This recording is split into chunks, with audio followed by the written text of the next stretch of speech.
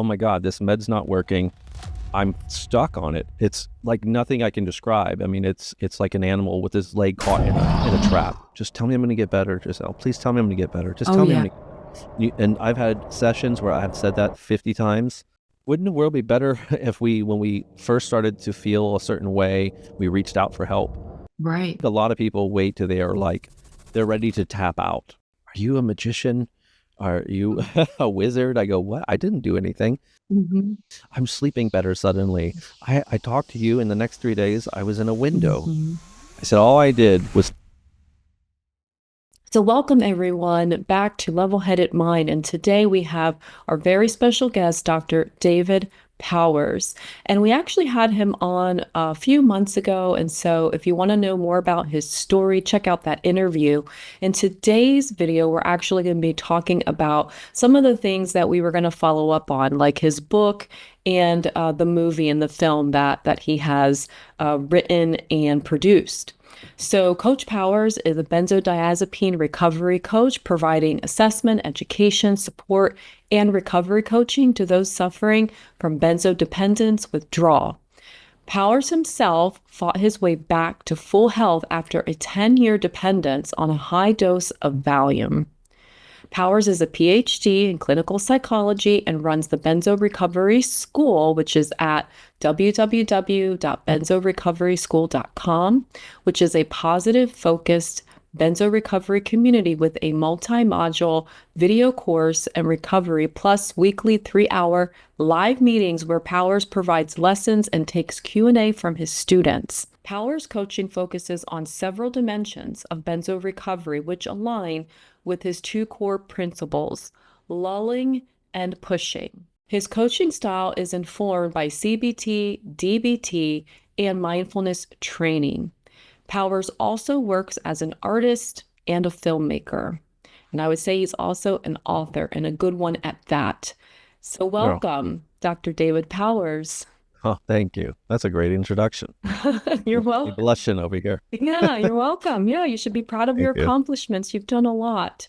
And today I want to focus on the book, The 15 Phases of Benzo Recovery, which is a recovery roadmap for those who are struggling with benzodiazepine withdrawal and maybe seeking answers, like how they get into that first phase. The obsessive thoughts kind of take over and they start going through, looking for answers.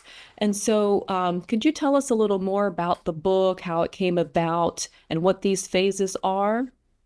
Sure. Yeah. So the book was kind of staring me right in the face after doing this now for close to a decade. Now, it's hard to believe how many years. I was trying to calculate the other day. I think it's 13, 14 years I've been in this benzo community and off these meds now. And, I work with people all over the globe. I mean, literally from New Zealand to Paris, to South Africa. And you see a lot of themes, a lot of trends, you hear a lot of similar stories, and these phases just started to pop out at me. And it was so much so that when I had someone reach out to me in crisis, I could already kind of start to see in my mind what phase they were in. And also in my recovery program, I sort of outlined these 4 stages of recovery also. So these things were just sort of overlapping. And then one day I thought, why not just create a book about it? Why not I like maps. I like road signs telling me, watch out, sharp turn up ahead or something like that, and I felt like a lot of my clients were getting caught up in things that if they just would have known was coming, they could have navigated a little more smoothly, and they wouldn't have gotten thrown into, particularly fight or flight situations and panicking over something that was rather kind of normal. Yeah. And then also trying to give them some tools to know how to navigate that. So not just to say, hey, this is coming up ahead, but if you encounter this may be why and what you can do about that. Not all of these phases are linear, but I did certainly notice generally they very well could go in a linear fashion. You could see these things starting for like chapter 1, the obsessive answer-seeking phase, and then where that sort of leads to logically made a lot of sense to me. But I also noticed a lot of people there was a lot of these chapters or phases that didn't apply to them. There were some that were in one phase and sort of backslid into another phase. So it wasn't, again, completely linear, but yeah, I mean, and essentially it was a chance for me to offer some more roadmaps and also to sprinkle a lot of my teachings in there. Wherever it popped up, wherever it was relevant, I took the opportunity to expand on things that I thought were really important, because I do think, the psych med dependence and recovery community, the science around it, I feel like is still very questionable, and there's a lot we don't know, right? And there's a lot of, you and I talked about it before, kind of purist thinking about some of this stuff, and so sometimes at the risk of maybe not being the most popular person in the room, you have to say, well, but sometimes it is something else, or sometimes these things can manifest into other things as well. And I think that's important. Otherwise, you're left fighting a battle maybe in the wrong area. And then, of course, your efforts are going to be very futile, Absolutely. So that was essentially it. And one thing more I'll add to that is, while it's a benzo recovery book, I think it all applies to psych med in general. I treat just as many people coming off SSRIs, antipsychotics, sleep meds, etc. Yeah. I was thinking the same thing. Yeah, that it could apply to anybody going through a withdrawal from any medication, really, because I think I noticed similar stages and phases as well in the clients that I see. The first phase, which made the most sense, is the obsessive answer-seeking phase, and I always say this is just, I think, a normal response to one day finding yourself in this predicament, and we all find it. People in this find themselves in it for different reasons. I mean, I've heard it all, as I'm sure you have, from people who were really battling serious mental illness, and there was a sort of chain reaction, so to speak, to some of this, to people that just woke up one day and the meds stopped working and found themselves experiencing serious neurological dysregulation and dysfunction. And then you had people like a mother who was postpartum that took it for sleep or something like that, had perfect backgrounds, no problems, no health anxiety, no mental illness. So I've seen it all, But one thing was certain: once you found yourself in that predicament of like, oh my God, this med's not working, I'm stuck on it. It's like nothing I can describe. I mean, it's like an animal with his leg caught in a trap. I mean, there's a sense of panic because you can't just jump off the meds. And then, that starts to lead to this very obsessive answer-seeking phase. You want to know what is going on. And sadly, a lot of the doctors, they're not really hip on it because it is a very rare thing. Mm-hmm. I know in the benzo community particularly, there's this kind of conspiratorial mindset that like all these psychiatrists are getting together at the end of the day and going, let's just pick on the benzo people and pretend like we don't know. And that just wasn't my experience. I talked to a lot of psychiatrists and medical doctors and even sleep specialists, and they said, Dave, we don't see this. Some of them said we see it ever so often, but it's not, it's the exception, not the rule, for sure. So there you have it. You go, you talk to your doctor, you're trying to get answers, you're not hearing what you want to hear. Sometimes it can be blatant gaslighting, saying, oh, it's your pre-existing condition, it's not the med, this med couldn't be doing this. I hear that a lot. I've been told that myself from a psychiatrist. And so, now the obsession begins. They're coming off, probably already starting to come off these meds. If the med already stopped working, perhaps for a lot of these people. And you see this sort of with benzos particularly, you see a rise in glutamate and their brains become more excitable. Their thoughts are speeding up. Their anxiety, I mean, it's beyond anxiety. It's like sheer fear and terror, So they're looking for answers. And that's when, good and bad things can happen, because you can find the right people or you can find the wrong people. You can find the right answers, you can find the wrong answers. But nonetheless, the obsessive answer-seeking phase, while necessary, can be just a catalyst, that sparks that obsessive rumination. Mm-hmm. And they actually get caught up in trying to solve the problem. And eventually it's no longer about solving the problem. It's just about ruminating. Right. I always liken it to someone who has a flat tire and they pull over, but they never get around to changing the tire. They just sort of keep assessing the car and over and over and over and over, and then at some point the rumination will get so kind of devious in a sense that it's no longer even ruminating on the problem. It's ruminating on things that cannot be answered. So with the example of the car, it's like, you'll say you had a flat tire because you ran over a nail in the road. They would start to ask, well, who put the nail in the road? And why is the nail in the road? How long has the nail been in the road? And what if I'm changing the tire and the tire blows up on me? What if I never get the tire changed? I never get to go home and my family thinks I abandoned them. They all move on without me. And, like you just start to catastrophize like this, right? Yeah. But so this phase leads usually, now if they're get the right answers, and the right tools to manage it, okay, that's one thing. If they don't, I feel like what can actually happen is they start to look for the miracle cure. Yeah. And hence that's what I call chapter 2, the miracle cure phase. And this could be anything. I've heard it all from like primal scream, which is not even in vogue anymore, to, supplements and tapping and a lot of things that maybe in some of them are legit, and maybe for certain people they could really be like a big part of their problem.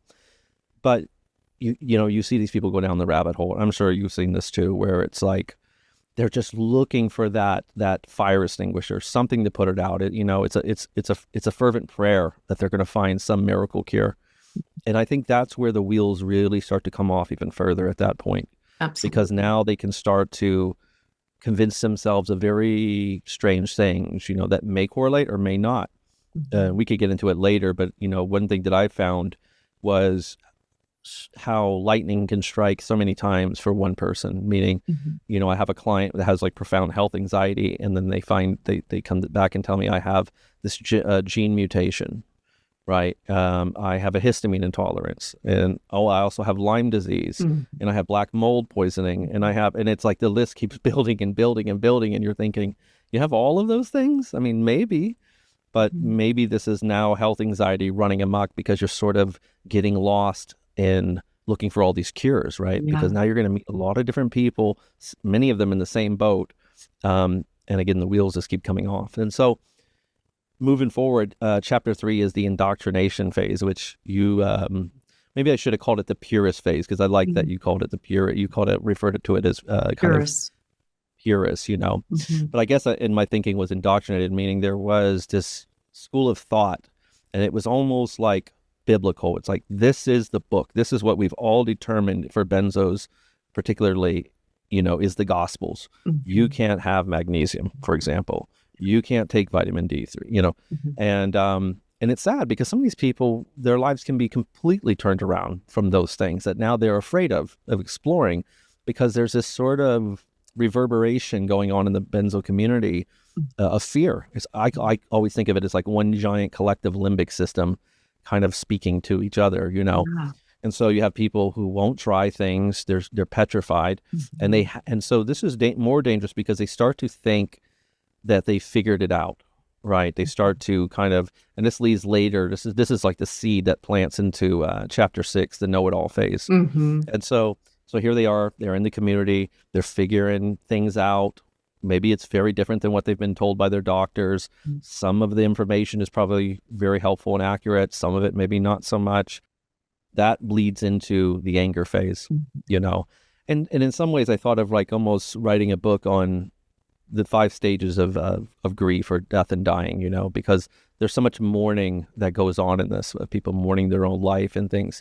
And naturally, I think the anger phase, and again, I would imagine you've probably experienced some of these things with your clients, the people that come to you and they're just so caught up in their anger. Yes. Why did this happen to me? This shouldn't have happened. My life before, and what's going to happen after this? And I mean, they are just locked in their anger. Yeah. And one thing I always teach my students is, you have to have acceptance and you have to forgive to get past that. Like there's just no room for it on this journey when you're battling something like that.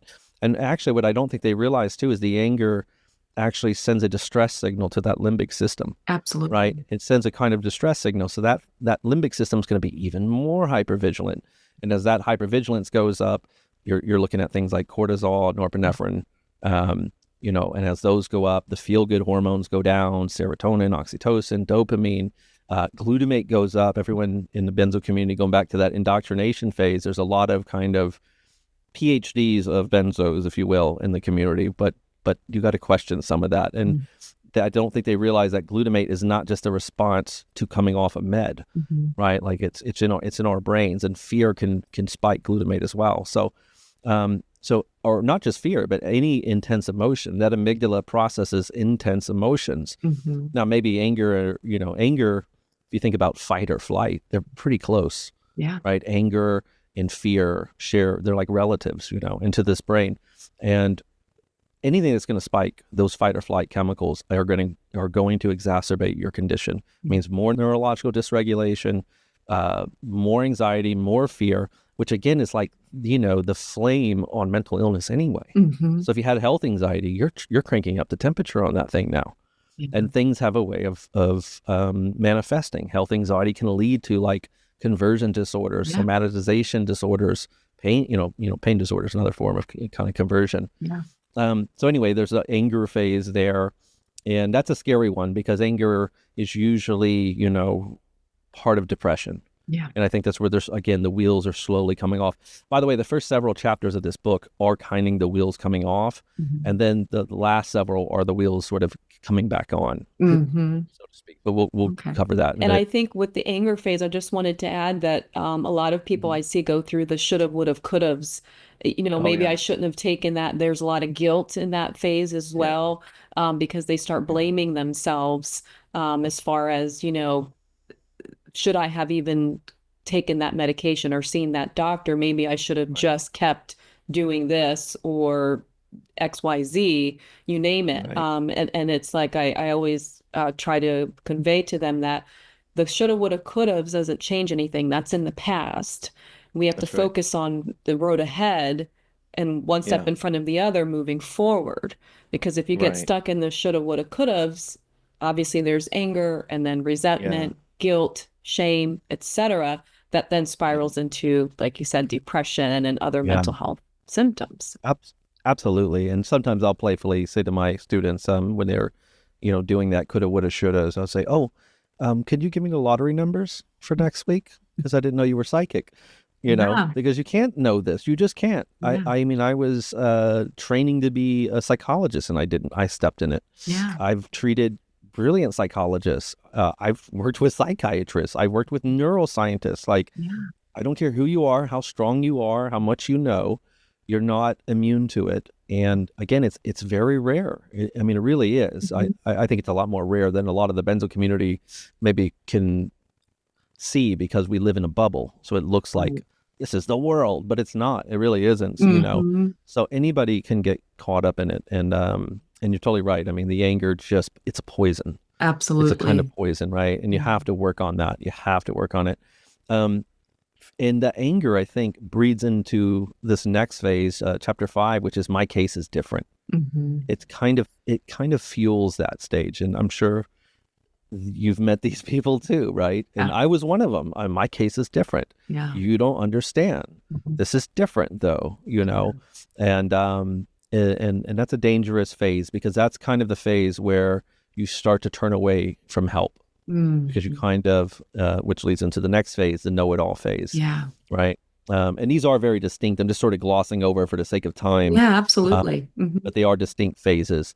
So once you think your case is different, now you think you know it all, you're turning away from help. And at that point, you're really too, if you look at these first several stages, to me, it's the genesis of losing hope. Yes. Right? It's really what it is. I could have put all these under one kind of banner of losing hope. So once you're sort of losing hope, now that I know it all and my case is different and nobody's coming to save me and nobody understands this and nobody can treat me, what are you left with? You're waiting for the other shoe to drop phase. That's what I call it. Yeah. You're waiting for the other shoe to drop. I see that a lot. Yeah. Right. And again, think about it. When hope goes down, when we talk about hope, it seems like such a trivial thing. Oh, hope. What does that really mean?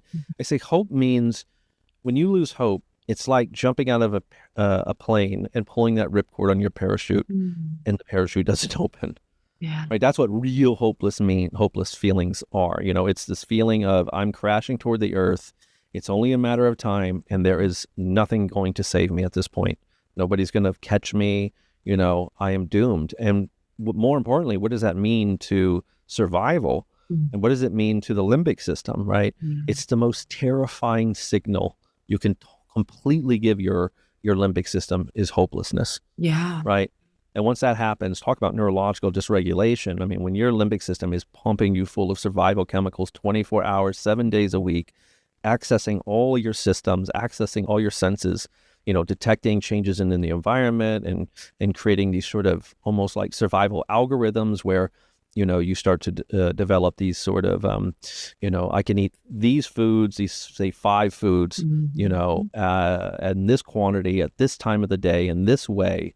It's almost like your limbic system becomes a massive, and I was raised Catholic, a massive Catholic, protective mother, just sort of micromanaging everything in your life. And it's sort of said, this is what I've deemed safe for right now, sort of. And anything out of that is more problematic. Yeah. Again, and this is how I see the wheels keep coming off. One of the main problems, I guess, I've been trying to solve for a decade in this community is why do some people get so sick and some don't? Yeah. Is there any connection to that? And I've definitely found a lot of things. I have so many books and things that I want to write on this, on that. But this, I think, highlights some of that for me, you could start to see how these wheels are coming off. The hope is leaving this person and their limbic system's going up. And that's on top of psych med damage. So that's not saying there's no psych med damage. We're talking about adding fuel, to the fire, so to speak here. Right. Like you're really exacerbating this thing. So after that phase, waiting for the other shoe to drop, I think you're kind of out of options, you feel like, right at that point. So what's left is where we start to see these obsessive reassurance seekers. Oh, yeah. Right? Just tell me I'm going to get better, Giselle. Please tell me I'm going to get better. Oh, Just yeah. tell me I'm going to get better. And I've had sessions where I've said that 50 times in 1 hour. I swear it felt like 50 times, I have hung up from people, said, okay, and we were in a good place. I'll talk to you next week. 5 minutes later, but you think I'm going to get better? I get a text, an email, and I go, just talked. I just told you that. Yeah. But I get it. I was there, but I think that's just sheer desperation. Please. It's like you're wounded. The bear has mauled you. He's wandered off. He's coming back, and you're just sort of praying at that point, praying for some miracle, to come around and help you. And I think that's a really dark place to be right there. It's almost the darkest hour before dawn, right? Absolutely. And that's what I think leads to the lost cause phase, because after all that reassurance, which is just a self-soothing technique, and it's short-lived. And actually, I think when it becomes obsessive, I tell people what you're actually doing is you're trading 1 ounce of immediate relief for 10 pounds of suffering later. In some regard there, like you don't realize that it's actually creating worse things. Yeah. Reassurance is great. And I'm sure you and I know we probably both do it constantly. Yeah. But it's different when it becomes obsessive. Now you have a person that has no way of soothing themselves or regulating themselves, and it has to come out from an outside source. And they don't realize that the obsessive reassurance is still a kind of an active distress signal to that limbic system. Because if we were safe, if we were going to be okay, we wouldn't need to keep doing that. Right. Right. So it's another way, as we're saying, tell me I'm going to be okay. Another way of looking at it is you saying to your limbic system, we're not okay. Right. We're not So okay. I need someone okay. to tell me I'm okay. Yeah. I don't believe I'm okay. Right. And that's short-lived, because after, I don't know, months of this, a year of that, it just loses its sting. It loses its power. And it's just something you say now, And at that point, you enter chapter 9, the lost cause phase. And to me, this is the most critical phase. This is where people harm themselves or take desperate measures to try to get themselves out of this trap. I mean, when you're a lost cause, you're a lost cause. I mean, you basically sit down and wait to die at that point, right? I mean, so that's a really, really scary phase. And I've seen people come to me in that phase. And I know we have our work ahead of us there. Absolutely. Now, the next few phases, the rest of the book is kind of the wheels coming back on. So let's say, and also, a lot of people don't even reach out to help until they enter that lost cause phase. Wouldn't the world be better if when we first started to feel a certain way, we reached out for help? Right. But it's never really like that, right? Not some people do that, but I think a lot of people wait till they are like, they're ready to tap out, and then they reach out to help when they're like completely, just in it. So let's say they reach out to one of us or somebody, and they get this help. They get to know the good news that, hey, there is a way to recover from this. And here's some clues of what's actually happening to you. And here's some things that you can do to help correct this situation. I call it the honeymoon phase. Yeah. And there's 2 phases to this. The first one is that it's, when I talk to someone, a lot of times they're so hopeless that just giving them hope again, it does so much. Oh, yeah. I mean, oh my God, in a week or 2, they're writing me back like, are you a magician? Are you a wizard? I go, what? I didn't do anything. Mm-hmm. I'm sleeping better suddenly. I talked to you in the next 3 days. I was in a window. Mm-hmm. I said, all I did was tell your limbic system just what it needed to hear, that there was a way out of this and that you weren't doomed. You know, I mean, they really needed to hear that and they needed to believe you. It's not, it's not enough sometimes for your spouse or somebody to say that because they go, Mm-hmm. well, what do you know? But if they can really hear that and you can, really show them that there is a way out of this, even just that little bit of wiggle room that limbic system has, Yeah. it can really start to put down its guard just a little bit. And that can translate to tremendous amount of initial relief. And so I call it the honeymoon phase. It's like, everything is wonderful and there's hope and yay. And it's like, it's almost like they overbuild this now and they enter into a Mm-hmm. beautiful window and they almost forget that like, this is still going to be a process for most of us. Right. You know Yeah, what I mean? So they're so absolutely. Yeah. excited about this new Mhm. approach, and that can set them up for failure because Mhm. what goes up will come back down, right? Yes. And when it starts to come back down, they start to panic again. And this Mhm. time it's almost worse because they feel foolish for ever getting their hope up, Mhm. right? Their hope's up there. So I try to warn them that, look, not to rain on your parade, and it may not come down that much. You could be smooth sailing here out, but be prepared that, what goes up will come back down. Healing is rarely linear. Yeah. Sometimes it's 3 steps forward, 2 steps back, but we will continuously move forward. And that's what's important. So giving that realistic expectation, I think, is really important. Mhm. And again, they can navigate that. They say, okay, I understand that. So when they come out of that window, they're not panicking again, thinking, oh God, I knew it. Mhm. Because a lot of us, we're so jaded and negative in this anyway. Mhm. And like I said, it wasn't that long ago that if you're in this honeymoon phase, that you were, coming out of this know-it-all phase or waiting for the other shoe to drop phase, or this sort of I'm hopeless, I'm a lost cause phase, right? So you're right there. The reflex to go right back to that is so strong. And I worry because sometimes that is the straw that breaks the camel's back for them, So it's so sad that they have this beautiful glimmer of hope, and then when the window shut, it broke their heart so much that they almost went back further. And I think as a healer or a therapist, a coach, the work that we do, you have to be aware of that so you can kind of safeguard your clients from that kind of thing. Absolutely. Chapter 11, the path of least resistance. So now that, at chapter 10, if you're working with me, we're working on all kinds of things from neuroplasticity to psychoeducation to brain rewiring, diet, nutrition, sleep. And I try to hit it from every angle possible: rumination control, anxiety management. Mhm. And what I find now is, we're all prone to the path of least resistance. The brain is actually pretty lazy. It's always looking for the path of least resistance. Oh, yeah. So in other words, we want the most outcome, the most gain, but the least amount of effort. Yeah. And I'm always very transparent with my students to say, you got to work hard. Yeah. You got to work really hard, and you got to be really committed. You're climbing Mount Everest. It's not a molehill. Right. It can be climbed, and you will climb it, and you'll be so much better on the other side. But you really need to know what you're up against here. And so that path of least resistance, I've had people that, kind of had 1 foot in, 1 foot out of the program. They just sort of thought, well, I'll just taper a little faster, or I'll do this or that.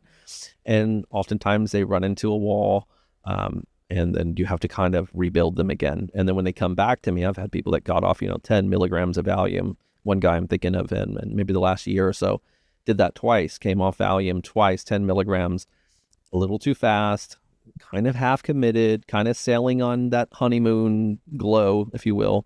And then when he got on the other side, he didn't have the tools to stay off the meds. Right. I said, well, what do you think? You've been on these meds for 10 years. Right. 10 years, you've never had to deal with anything.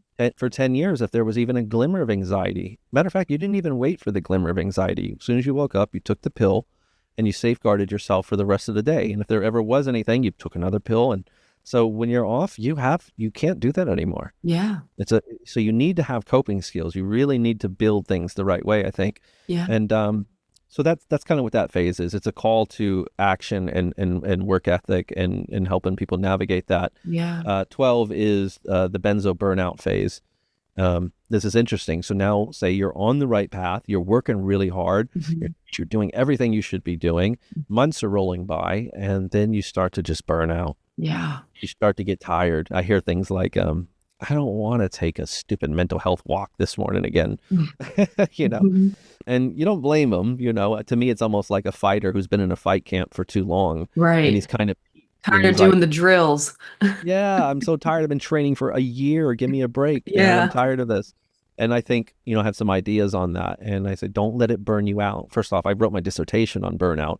It Mhm. is powerfully tied into the same kind of problem that we're experiencing coming off of benzo. So I think this is, which maybe one day we can have that conversation of why things like CBT and certain techniques fail in this kind of situation. Yeah. Because a lot of times there's so much resistance about the technique. Mhm. And look, if walking at 30 minutes every morning, I think is one of the best things somebody could do. Once you can Mhm. build up to it, it is just amazing for neuroplasticity and all kinds of stuff. Yeah. But if you're getting up every day and hating it, and it's giving you anxiety, and it's just such a thorn in your side, then at some point it's diminishing returns, and it can actually become, a problem for you. It can Mhm. actually make you more anxious. And there's a lot of things, and I found in CBT and certain psychological interventions that could go down that road. Right. It's not so much that those things can't be helpful, but there's a lot of nuance to them and how Mhm. you do it. So when I'm working with someone that's in the benzo burnout phase, I say, well, you know what? The answer here a lot of times is to be creative, find a new way to do things. Yeah. You know, you don't always have to Spark walk. the motivation, the passion Yeah, in a different way. absolutely. I was thinking of, I've been in martial arts since I was a kid, and I'm fascinated with just the martial arts and athletes and fighters, and I saw a lot of parallels with this, fight or Mhm. flight situation, more or less. And what I noticed with the top coaches, they would keep an eye on their athletes, and if they started to burn out in the middle of the fight camp, they would do something very unique, and they would just change things up for them. Instead of hitting the road every morning and running, we're going to go to the beach this week and we're going to play volleyball. And you Mhm. go like, oh, well, it's like a break. Well, it's fun, but they're still getting their cardio in. They're getting sunshine. They're, all these other things are happening. Right. So I think sometimes that's a really good solution. Other times you may have to tailor things or change things or whatnot. Mhm. Um, Chapter 13, the yo-yo phase. This is very important because this is probably one of the most important phases, I think, and one that certainly really, really inspired me to write this book. Was I saw so many people, especially post benzos when they came off, maybe within the first few months, Mhm. they would start to yo-yo. They would have window and then wave, and then window and wave, window and wave. And I saw people that were stuck in this even years later, Yeah. right? Not to scare anyone, but the good news is for a reason. It's not the reason they think. I truly Mhm. don't believe it's the reason because of just bind. I think they're stuck in the yo-yo phase because their limbic system is trying to have a conversation with them at this point.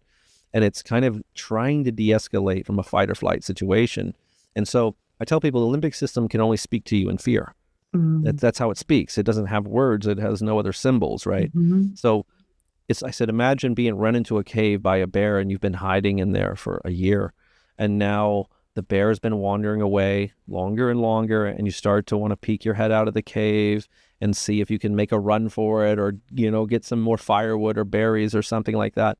But there's this protective kind of mechanism happening in your brain that's saying, and that's what a lot of the fight or flight system is, right? It's a survival mechanism. It's saying, no, no, no, we don't do that. It's too dangerous. Don't stick your head out of that cave. The bear could be there.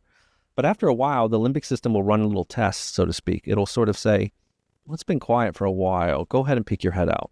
Mhm. It's almost like it drops its guard and lets you see. And then in a way, it's almost like it second guesses itself or doubles down.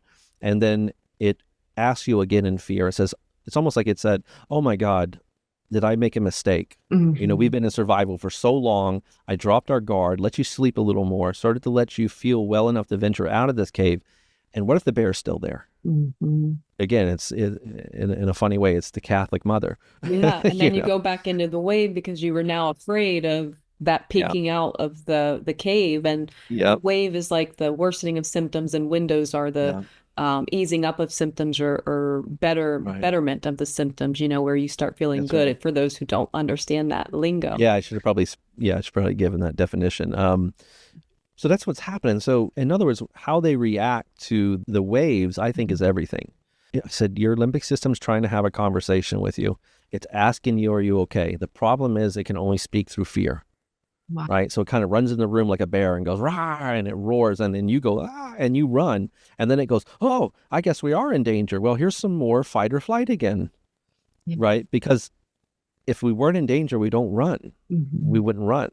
So it's a clunky thing when you look at evolution. It didn't get it all right in terms of how the nervous system responds to situations like that, because it scares you, and then if you run, it doubles down, and that's true with health anxiety and everything. So it's almost like part of the solution is learning to embrace the storm and the fear without reacting to it, which is really challenging. But if you can do that, if you understand that this is a normal conversation sort of the limbic system's having with you, you can start to speak back. And I have a lot of tools for how to do that, actual techniques and things for people. But once I got people learning how to roll with the yo-yo phase, rolling with those waves and windows, so quick they can start to come out of those a lot of times. And what happens is the waves start to get shorter, the windows start to get longer. Wow. And it's almost like this sort of vibration that just slows down, and they can start to venture out more and more and more. Of course, there's these sort of old pathways in the brain that we have to be careful with, because it doesn't take much. I've had people that came out of the yo-yo phase, they were doing great for 3 or 4 months. Oh my God, they were rushing back to their life, getting into things. That one woman, I remember, she started playing golf a lot, and then one day had a panic attack on the golf course, and it reactivated a lot of those old things again. Her alarm system went off in her brain. She started to go backwards again, climbed back in bed, started to go back into all those old maladaptive coping mechanisms. And the limbic system started to say, oh my God, is the bear back? Because everything you're doing is reminiscent of what we did when the bear was around. So the limbic system starts to go back into dysregulation mode again, right? So again, for anyone listening, I'm not saying that there isn't a psychomed component to this, Right. To be very clear. But we have to understand, what was this drug, right? It was a cocktail of GABA. What does GABA work on? We're talking about the part of the brain that this drug works on. It tranquilizes this part of the brain. It overrides all of this process, so to speak. Right. And as you're coming off this drug, it's like the smoke detector. This limbic system's like a smoke detector, and it is just going off wildly all the time over anything and nothing. Right. A beam of sunlight can set it off, the smell of apple cookies or something, can set it off, right? Yeah. It's the trauma response. It's a trauma response, ultimately, yes. It really is. Very, very, That's exactly very well what said. happens with trauma. That's exactly, very well said. It is a trauma response. I mean, this whole thing, I think, is a big masterclass of trauma response at some level. So it's not that, sometimes people hear me wrong, and they hear me talk so much about the limbic system. They're going, he's not talking enough about the med. But you can't talk about the med without talking about the limbic system, because this is the part of the brain that's reacting. It's not like another secret part of the brain necessarily. Right. This is what's happening. This is the mechanism of what's happening when you're coming off of these meds. And it's very important, because it seems benign. It seems abstract and small. It is chemically and physiologically, it is as real as being on a battlefield to your brain. It is as real as, falling out of an airplane and again, your parachute doesn't open, or floating on a little, with a life vest out at sea as the sea is pulling you out, and now sharks are circling you and nibbling on you, right? Like, this is what's happening. And on small, short term kind of situations like that, okay. But as months roll by, weeks roll by, this is where you start to see even more pronounced neurological dysregulation, which is already coming from the drug. Right. So it's just a match made in hell when you think about it. And I truly believe this is what makes drugs like psych meds a different ball game than coming off of Oxycontin, heroin, marijuana, other drugs like that, because it activates this fight or flight center, right? It's Absolutely. just a much more... Instead of the reward center, though there might be some of that there, but it's different. Right. Yeah, it is. Right. Yep. And I believe there is a lot more to it. And I actually think there's a lot less gray area between dependence and addiction than I once used to think about it too, which I know is not a very popular thing in the benzo community, but it's not to say that we're addicts at all. No. I think I can count on one hand how many addicts I've worked with, and I've worked with well over 1,000 people over the years. But to the brain, the difference is not as discernible as it is in traits of like display. In other words, I've never had a client that's robbed anyone to get their benzo. Right. And I thought, if there ever was a situation which kind of almost made sense, the stuff that these people go through coming off these psych meds, Yeah. and they don't harm anyone, and they don't rob anyone, they don't commit crimes or any of that, I think that speaks volumes of the difference just behaviorally between addiction Right. and, right? Hmm. Almost there. So 2 more phases, the returning beer phase. So let's say you've ironed out the yo-yo phase. You're managing that. The windows are getting bigger. The waves are getting smaller. Maybe you're coming out all of it. Now you're just in one big window. But even then I hesitate, because what is a window? Sometimes I think people confuse the window with a honeymoon. And the truth is, we all have mood swings, and we all have nights that we don't sleep, and we all can have depression or anxiety or all kinds of things, And sometimes I worry that my students, especially early into things, don't have a very realistic expectation of that. Maybe because for so many years they didn't have to deal with it. Mm-hmm. That's probably another good point of talking, right? It's like, Right. well, for 20 years I didn't deal with anxiety. It's like, but you did before the med, and you were tranquilizing your limbic system for 20 years. So you That's didn't not have normal. to deal with You it. didn't have to. That's not normal. A lot of us have anxiety, Right. right? Exactly. I'm sure if tomorrow you or I had to give a big lecture in front of 100 people, we would be pretty anxious about it, right? Absolutely. Mm-hmm. But I guess if you had Xanax, you wouldn't be. And then one day you won't, and you're back in that situation. It's even more terrifying, because Yeah. you sort of lost the ability to do it in the mix of all that. Yeah. So chapter 14 is the returning bear phase, I call it. And again, this is probably to really, I could have called this a trauma response phase. All right, to piggyback off something you said earlier, it really is about trauma response. And what is the returning bear phase? It's this ultimate boogeyman belief in the benzo community, particularly, that, you can be off this med, you can get out of these woods, escape the bear, find your car where it was parked, after maybe a year or 2 or 3 years in these woods dodging this bear.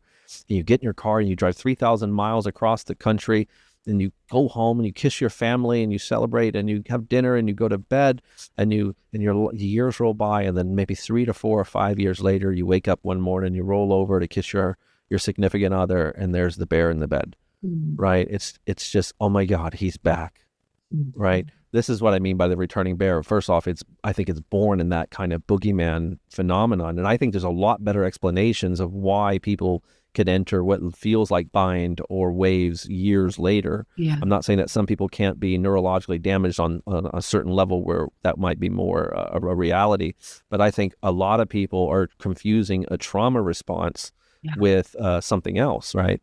So the returning bear phase, I kind of use that example of the woman playing golf. She was 3 months out, but I've seen people that were 3 or 5 years out, and they became overstressed again, something going on in their life, a health scare, something, maybe a night not sleeping, they had insomnia, and they said, my God, this feels like bind again. And I think it activates all that part of their brain again, that trauma part in the amygdala that says, we recognize this, we know what this is, and the alarm starts to go off, and the wheels start to go off, come off again, and they start to roll backwards.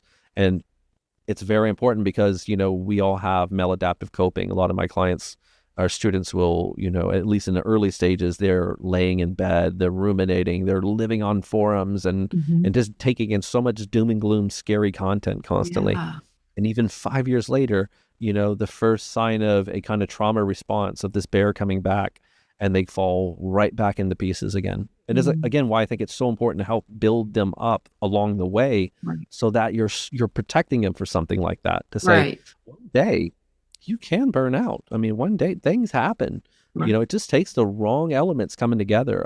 COVID, the roof leaks, and you have a $30,000 problem in your house. Oh, and a relative dies, or the kids got sick, or a divorce, or something, and your limbic system, like almost a thermometer, that gauge is going up and up and up and up, and finally you're in code red again, and all of those feelings come back, because guess what? That's the same stuff that was happening when you were in bind. Yeah. Right.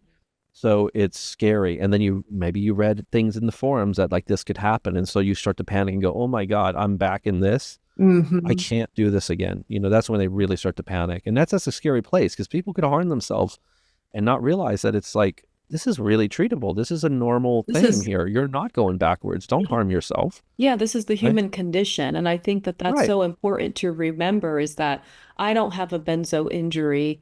I do have a childhood trauma that every now and again, the returning bear comes in. Yeah. But there's people out there who don't really have that kind of trauma as well, but will have these levels of anxiety because we need anxiety to survive. And I think Yeah. that we forget that um, in the benzo community as a whole, and we forget that we can't eliminate anxiety. Anxiety is always going to be there, and we need to Yeah. stop pathologizing anxiety and instead look at it as, okay, I'm off this med, waves and windows getting better, yes, but life still goes on. There's still going to be speed bumps, and I cannot prevent them. I can't predict Right. them. And so I just have to learn to build resilience for Yeah. myself, mental health wise, have all of my tools, in the Mhm. toolbox ready to go for when I start to feel this way again. And let's not label it the return of mind or something, because Right. then you go back Right. to, you Yeah. regress, just like Yeah. the child who was traumatized as a young kid. If that child then associates whatever it was that triggered him or her to that response, they will regress to Yeah. being that 5-year-old, 6-year-old child again, Yeah. That's right. And so, yeah, very, very good points to bring up here Yeah. with the returning bear phase and the trauma, because it's very connected, Hmm. with what's happening with the benzo recovery. Right. Yeah, and really you're bringing it into the bigger picture too, which is, here we're specifically tying it to the buying benzo situation, but it absolutely works with all trauma, Yeah. as you just highlighted, right? And I just think of this more as a trauma response and not that your brain healed and was healed for 5 years and then one day you woke up and it just fell apart again. Hmm. Then I have never seen evidence of that. I was pre-med. I've studied a lot of neurology, and you're pretty well educated in mental health and in the medical community, and I don't think you would find any correlation really that I know of either, right? Hmm. So other than like what we're talking about, a kind of trauma response makes a lot more sense than Yes, the benzo boogeyman came for you 5 years later, exactly. right? Hmm. So somebody might say, well, what's the risk in that? The risk is setting off an alarm so bad and backsliding into some really, really dark place, but really it was completely unnecessary and totally untrue. Yeah. And also learning how to handle the bear phase, the returning bear phase, as I call it, is monumental and critical in recovery in the long term, Hmm. right? On some level, even if all that means is learning how to navigate it, understand it, and roll with it, and manage it in that sense, that's a win. That's a huge win. It's very manageable in that sense. Even people with severe PTSD, um, Absolutely. right? But this is a unique situation. The soldier that came back from war and has PTSD, and 3 to 5 years later find themselves in a really profound acute state of stress and having a lot of neurological problems that they had when they first left the war. They don't mistake that for them being pulled back into the war. Hmm. I mean, not the way Right. that psych med people do. And I think that is a very big difference there. Absolutely. Finally, I call it the last phase that I talk about. Chapter 15 is the can't say goodbye phase. Mm. And what I mean by this is it's kind of the parlay out of the community, therapy, maybe things of that nature. You've come through all of this.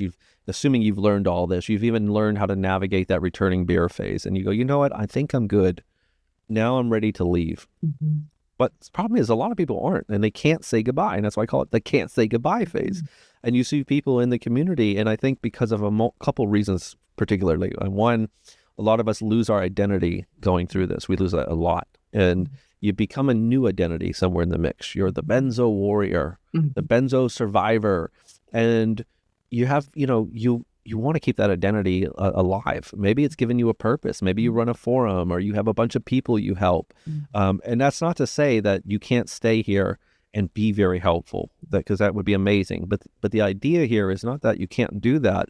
Is, are you healthy enough, and is it blocking your recovery? Because I think it's probably, in my opinion, I think most, if not everyone, should consider leaving for a short period of time after they heal, right? Get off the battlefield for a while, in other words, and really drive home that healing. And then when you're ready, you can kind of come back and be kind of a nurse on the front line if you want, But some people never leave. And I feel like they never really give their nervous system 100% chance to heal, because it's like you're still in the woods with the bear. And actually now you're just seeing a bunch of traces of the bear on all these other people. So I left and came back a few years later. And even then, when I started to do this work, it was like picking old wounds, It was really hard. And I thought, I don't think I can do this. I just don't think I can do this. I kept burning out really quickly and having weird, just kind of like PTSD-like symptoms coming out. I would stop sleeping and muscle twitches, and I would just get really stuck in hyperarousal, because it was like, oh man, I tried to forget this stuff, and I was reliving it again. And I was gone for a few years, and I was really, really healthy, So the can't say goodbye phase, I think, happens for a couple of reasons. I mean, I think people, because they have an identity that they're trying to kind of save in all this. And then other people, they lose all their friends and family, and so the community becomes their new family in a sense. And so they go, well, I don't want to leave the community and lose my friends and the people that have been good to me and all of that. And so they kind of stay. And sometimes I think some people stay too long. And I think it's like having one foot kind of in trauma, one foot at the scene of the crime, and to them. So this chapter was more or less kind of how to navigate that a little bit, and what it looks like, and et cetera. Right. So that's it in a nutshell. I think I kind of tried to give you a really, a condensed synopsis of those chapters. I mean, the book is over 70,000 words, so a lot to be said about all those chapters. Absolutely. So I don't want to, people think that's I love it. Simple, but no, I love it. I love the overview. And I did want to kind of go back up to the first, I think the first 3 chapters are crucial. I see people get stuck in these chapters or these phases, these stages. And in the first one, the obsessive thoughts and question answer seeking. And I really love the way that you had this analogy there with addiction, sitting at a bar and you're taking the drink and you're like, okay, this is histamine now. And, oh, have you heard of kindling? And then, and so you're taking this phase or stage that the person goes through, and you relay it to something that a lot of people can relate to, as well, with this addiction. Like you're basically feeding it as you find all of these different things, like the what's this, what's that, and I have to learn all this stuff about it. I found that to be very insightful, but also helpful for if someone's reading this book who maybe is a loved one of someone who's going through it, to help them understand. It gives a nice picture of what they're going through. It's called the obsessive answer seeking phase, and I was toying back and forth interchangeably with the obsessive rumination phase. So it's really kind of the same in a way, although rumination is sort of where the answer seeking leads to, and that's why I stuck with answer seeking. And maybe half the book, half that chapter, the first half could be answer seeking, the second half is obsessive rumination, which again is not really about solving the problem, it's about ruminating. So I liken that to a lot years ago. I said it's like we're all sitting at the benzo bar and we're pouring each other drinks, oh, come on in, Giselle, here's a drink, it's called Advocacy. Oh my God, that sounds horrific. And then you take a shot and you pour me a drink. Have you heard of histamines? What's that? And we're all kind of doing this. We're sitting around ruminating together, scaring each other. And really, we have no desire to do this at all. I mean, it's really, to me, I just see it as reflective of the limbic system looking for danger. And we are wired to rubberneck when we see danger. I mean, I wish it worked a different way. I wish, we remembered all the good things people said about us and all the good times, but we don't. Our brain just doesn't work that way. It remembers the negativity. It remembers you can receive 1,000 compliments and 2 criticisms. You're going to remember those criticisms when you're 90. 100%. I say you can drive past a field of roses on the right side of your car, and on the left side of 2 elderly people are fighting in the street. You're going to slow down and look at the elderly people fighting. That's just the way we're wired. Our nervous system is it's more preoccupied with danger than it is stopping and smelling the roses, right? So yeah, that was kind of where that analogy was. And even as a coach, and now I run this Benzo Recovery school with like over 100 members in there, and I tell them all the time, I know you guys talk. Mhm. I know you have your little messaging, and some of them do little like Zoom meetups and stuff. And Yeah. sometimes I feel like the principal, like the old stuffy principal, the uncool guy now, and they're like, don't tell coach, the principal, that we're gonna meet up around behind the bike racks later, and we're gonna talk about our symptoms. And I say, Right. just know there's a thin line there between getting support and just scaring each other, Yeah. and activating trauma. And so I really do Mhm. think recovery looks like, in part, yeah, you want support, you want to be validated and all of those Mhm. things. Mhm. But, a lot of it looks like creating an insulated environment of positivity and healing, because I Right. think it's just so critical, where they are, and the fear is so high and running rampant through them that it's almost working us like a puppet. Yeah. It's like you don't want to sit there and talk about those things. Your Right. limbic system does, and that's a very important distinction to be made there. Absolutely. Other right. So otherwise, again, kind of like some of these other phases, these people can get stuck in that phase where they're just talking about it every day, Yeah. all day.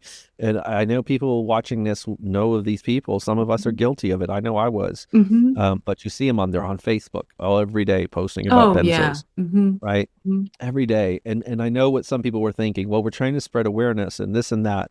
It's just, I get that, but there's a thin line between the good stuff and the bad stuff. Yeah. And your brain wants to talk about this. It Yeah. wants to digest it because it's designed to look for fear and danger. And Right. this is a pretty juicy one, right? So yeah, that was, like I said, the obsessive answer seeking phase, and that analogy of using the bar, we're Mhm. all pouring each other drinks. And Yeah. I see this a And lot.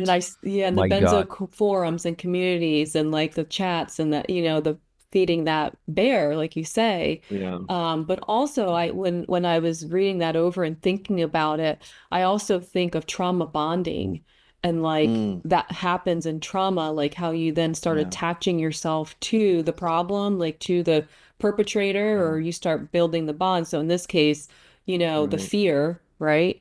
So now like you're now associating, with these other people who have the same Yeah. problem as you, but really you're feeding the bear, you're Yeah. feeding the fear, and obviously, that creates a lot of problems where Absolutely. people get stuck. I see people get stuck in this phase and the miracle cure phase as well. Yeah. And those two phases, like you said, do go hand in hand because they're fueled. The miracle Hmm. cure is fueled by the obsessive looking for answers. And then you're like, well, there's got to be a cure. I had someone write to me, this is 2025, and you can't tell me that there is some cure, like that there isn't, a cure for this benzo withdrawal. I'll do anything. I don't Yeah. care how much it costs. Please, please tell me. I know you have the answer. And it's like, I'm sorry, I don't, because Yeah. there isn't one. Right. And you'll hear stories of Jordan Peterson, and people will bring that up. He went to Siberia for some woohoo treatment or Right. whatever. And yeah, that worked for him, but it's not the cure for everybody. It's Yeah. not like he found the cure, No. because No. some things can work for some people. And some people will Right. have reactions to that same thing that worked for one person. I mean, I've been through this myself. I'll try it on someone else, reaction. Yeah. Why did they Right. have a reaction and this one did it? Was it the psychological thought process around it, or was there something Right. else? So you got to Right. like dig deeper. But yeah, it's Hmm. definitely a lot of this that's happening, I think, in the obsessive thought miracle cure phase is that they believe in medicine, right? They signed up for conventional medicine. Conventional medicine helped Hmm. them with this pill. So conventional medicine must have the cure, Right. right? So they're Right. still again bonding with that trauma Yeah. response and kind of dancing with the bear, Yeah. along the way, because they believe in the back of their minds, along with the one phase you talked about, the path of least resistance, even like there's got to be Mm, an easy way out yeah. because Right. conventional medicine, taking that pill is the easy way out. So you That's take a right. shortcut now for the gain, and in the long run, you really, what do you gain? Yeah. You know what I'm That's a good saying? point. Yeah. That's a good point. I mean, it kind of disarmed them in a way because now they're not really looking at what recovery will look like, Hmm. and they're disassociating it with, yeah, well, the pill, yeah, it should be that way. If the pill caused it, we can have another pill that'll alleviate it, perhaps. Hmm. Sometimes it's helpful. I think it's a lot more nuanced, obviously. Absolutely. Um, Yeah. yeah, and you also, well, on the topic of like trauma bonding, I think that's a very good point. And I think, you can have it both ways. You can have people that, and I think it's, when you get in my school, one of the, I have a list of like objectives, and one of the first objectives is to find a benzo buddy, Yeah. find somebody that you can talk to. I think that's immensely powerful. Yeah. But, I liken it to like the VA places. What do they call them? Every town has them where the old vets get together, and it's kind of like a lounge that they hang out with each other. I Yeah. go, but when you go in those places, they're not dressed in their army clothes, their old army outfits, talking about war. No. They're just having lunch and playing games and cards and things like that. They just feel comfortable, more or less, being around people that were through the war. Yeah. But they're not reliving it. And that's Mhm. different. So if you want to have a benzo friend that sometimes you can vent to and find answers with, and have a, someone you can echo things off of, great. But man, that risk of your limbic system taking over, and what you guys will end up doing is just spending hours every day going, I hate this, I can't do this, when will it end, this is so horrible, you Yeah. know and it's just, you get stuck in that, and then I think you are what you surround yourself, right? They say, if you want to see your future, show me your friends, I'll show you your future. Wow. Yeah, that's Right. so true. So that's important too. So Hmm. you can have both. You can have a bond with someone who's been in a similar trauma but you don't have to engage into things that are going to make you sicker Hmm. at the same time. So that, because otherwise, I want to make that distinction, because otherwise people will say, well, then Coach Powers is saying, well, we should just go at it alone. That's not right. No, no, No, not no, at no, no, all. not going at it alone. No, it's the bond is with the fear, and Yep. the what caused the issue, and you know what I mean, like Yeah. going back to reliving, rehashing the I took this medication and I did this, and then but there's Mhm. got to be this answer, and so you're just kind of dancing Yeah. around, or dancing with the bear at that point.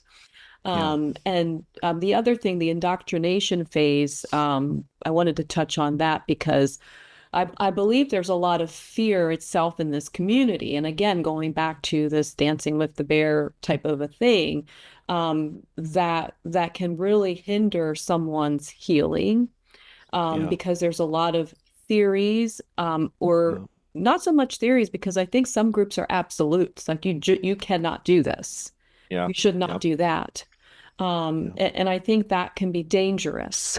And it kind of touches on group think, that idea of like when you're in a group and then everyone has to Oh start yeah. thinking the same way, if Right. this, um, but that can be dangerous because everybody's path to healing is different, you Right. know? And when you enter into this phase, I do like how you say, you have to, this is a warning. Like, you want to be Right. aware of this because this is what you're going to come across when you start. Maybe you kind of touched on it during your answer seeking phase, but this is something that Hmm. you have to be careful not to get wrapped up in, because it's like the grin and bear it type of a thing, like, oh, you're going to heal no matter what kind of a thing, but you just have to push, push, push, push, push Right. through. And sometimes that can lead people to the loss of hope completely. Right. And so there's a lot to say there. And Yeah. also, I think it's important that, again, going back to what works for one person may not work for another, but just because it Mm. doesn't work for that person doesn't mean it won't work for you. Right. Like, mention about CBT and therapy, and these things don't work, or this treatment and that treatment. Oh, it doesn't work. The GABA receptors. Now everybody's afraid of the GABA receptors, Right. like, Right. oh, magnesium. I heard somehow downstream effect, 3 stages, like somehow it touches GABA, Right. L-theanine. Oh gosh, it touches GABA. Same thing Hmm. with glutamate. I mean, I had this conversation not too long ago in a group about, you know, we can't have glutamate now. Do you know how many things? Glutamate is a very important amino acid building block.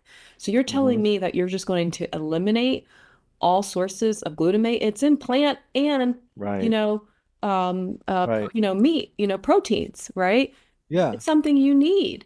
And there's different Right. forms. There's L-glutamate, there's L-glutamine, but there is something to say about the MSG Yeah. and the glutamic acid, which are synthetic, and can Right. incite inflammation. So I think people grab onto these concepts. They hear one thing and they say, "Oh no," and then they start doing their own like Yeah. Google search.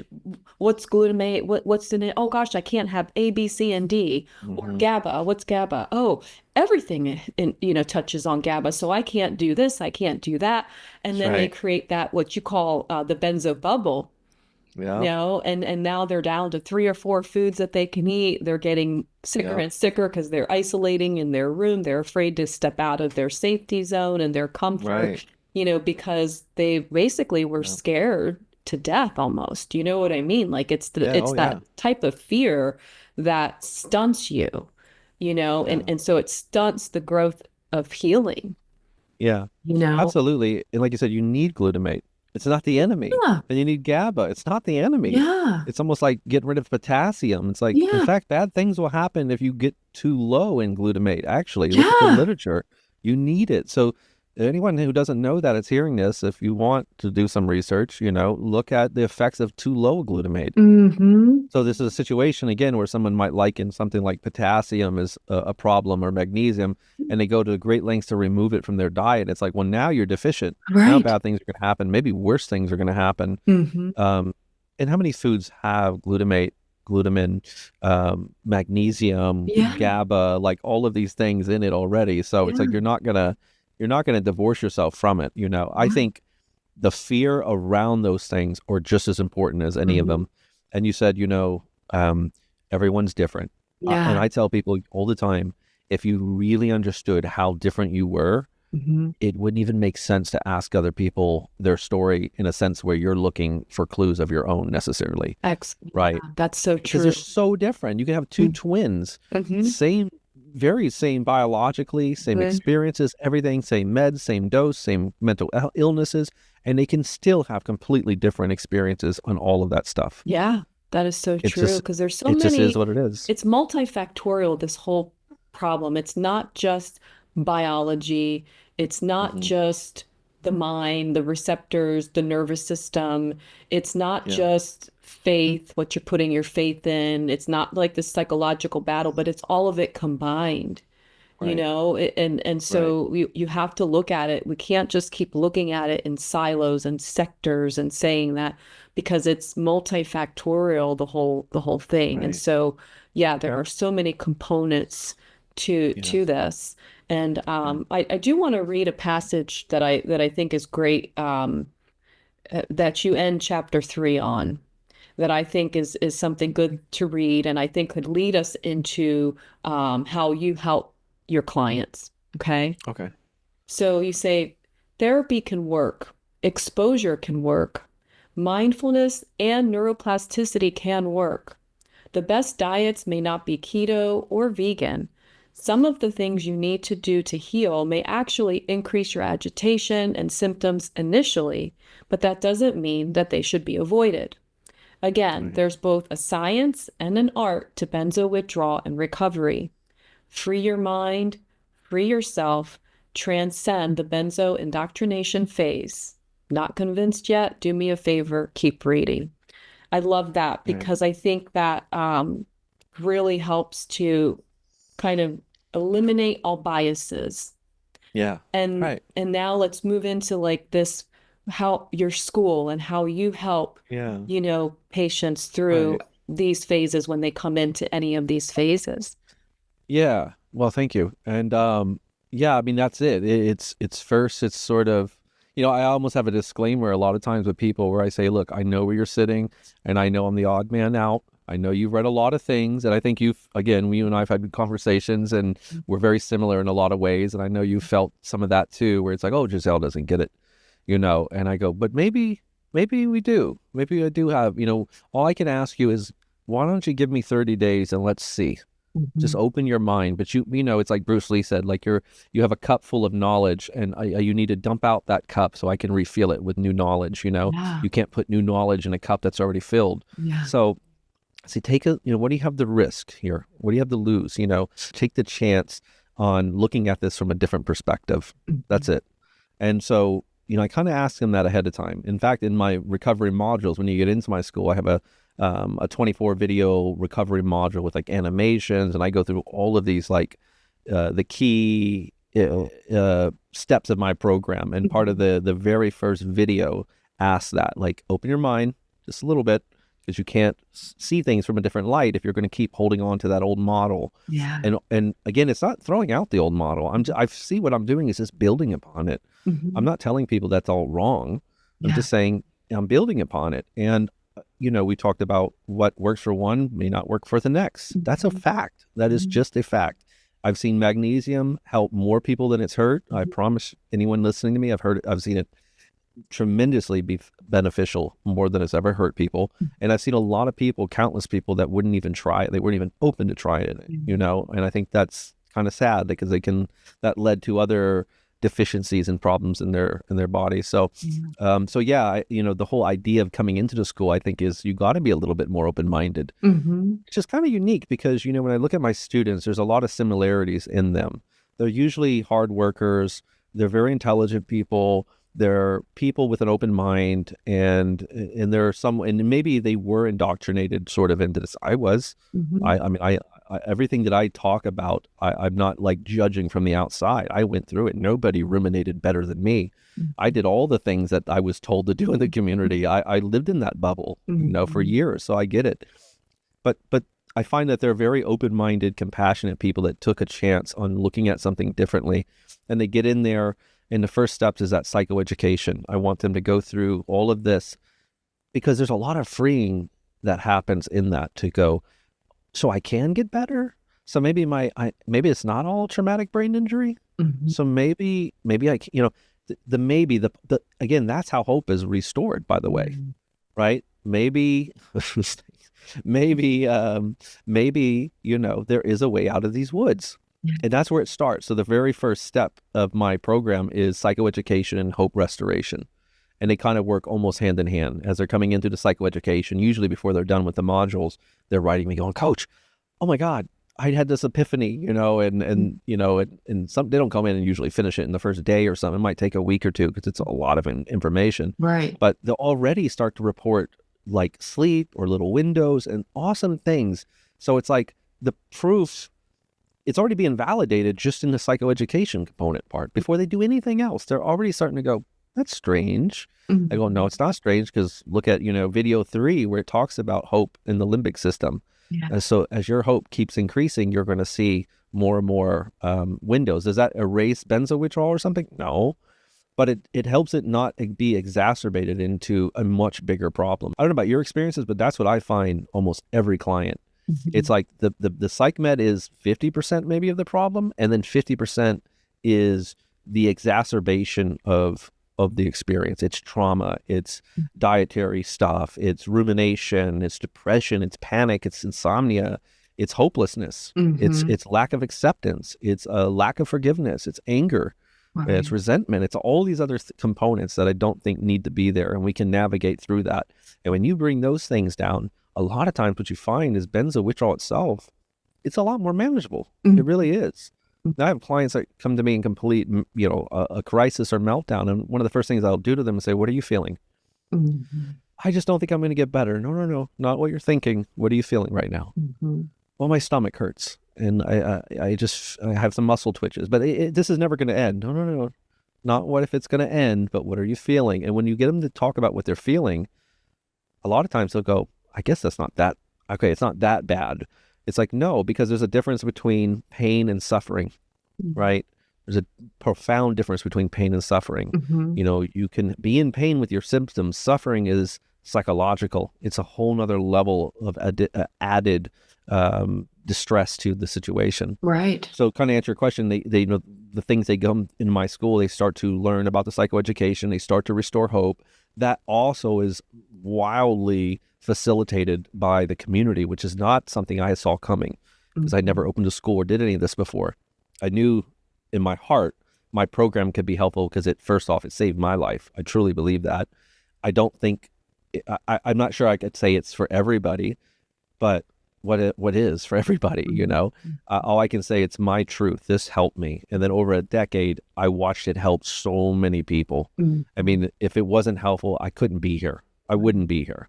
This is not a community that you can, dabble in or sell snake oil. Like, you better offer something or you will be exposed and people will leave you and chew you up in a minute. Yeah. And I kept watching these things be helpful with people. And it started over the years making me look at things differently. And I eventually created a whole program. So when they get into the community and they start to learn from other people, it's funny because one of the first things they'll do a lot of times is they'll message me the first week and go, "Hey coach, the school, I don't think it's for me." I go, "Why? What's wrong? Is it not having it?" No, it's great. I love the modules and the coach. And now we have two coaching. So I have a coach, Crystal, that helps me, and she does faith coaching and support coaching on Tuesdays. And I do like educational support stuff on Sundays. They'll say, "No, it's great. And I love everybody. It's just, I don't think I belong here because these people aren't suffering like I am." And then I always kind of smile because I go, "Yes, they are. They are. They're not," because they almost think that the people in the school are mild cases. Wow. I go, "You wouldn't believe. My coach, Crystal, was bedbound for 4 years. I mean, it doesn't get much worse than that." Wow. Like, there are real comeback stories that make the Rocky story look like silly. I mean, real Rocky stories in the school. But what you're seeing is a complete change of attitude and an approach and understanding. And you're seeing people that they're still fighting psych med withdrawal, but they're succeeding in disengaging from the fight or flight response. As much as they can psychologically, the fear, they're disengaging from the fear. Now, true, the drug is going to always keep creating that, sort of sounding that alarm of the smoke detector. That is true. You will keep doing that to you. But what they're learning to do is when the smoke detector goes off in the middle of the night, they don't call the fire department. They don't climb out their window half naked and run up the street thinking their house is on fire. And that's a big difference. That really is a huge difference, especially over time.